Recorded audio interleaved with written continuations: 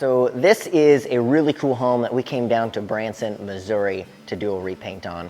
We didn't do everything in this home as far as we didn't touch trim hardly, we didn't do any doors, and we only did one ceiling in the house. So what we ended up doing was almost all the walls on the main floor and then most of them on the second floor of this home. So obviously we are here to paint, but the walls aren't the only thing that we touch in these homes. And we want to make sure that we don't damage anything. So the first thing that we do when we come into a home is we lay down paper, drop cloths, whatever we need to do to protect the floor before we put any of our equipment on it. And so that way, once we do all of our work, we can pull everything up, all the paper and the floor coverings, and there's no issues with the floor, and it is just how we left them. So as we come upstairs, you can see behind me, we have a couple really tall, very open walls. They're completely flat. Now the hardest part about walls like this, especially when you have a light source coming in from the side from these huge windows, is it will reveal any imperfection.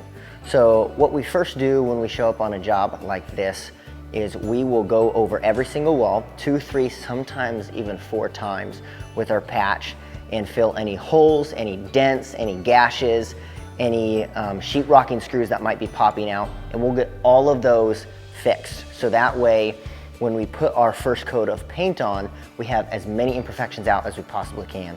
Now, after our first coat of paint has come on, we'll go ahead and resand all the walls again, and we'll go back over them another 2 times so that we make sure that we miss nothing. So when we put our final coat of paint on, it will look absolutely perfect once it's all finished. And these walls, they turned out really nice. So this right here is the dining room, and this is the one ceiling in the house that we did paint. It was previously a faux finish, so it had a whole lot of texture, a lot of depth there. And we didn't really want to touch any of that because that is really unique. So what we did was we used an extreme bond primer on a few areas that weren't, the normal faux finish that we wanted to make sure the paint would stick to. Then we came in and we taped on the crown, dropped plastic, covered the floors, and we sprayed the ceiling how it was.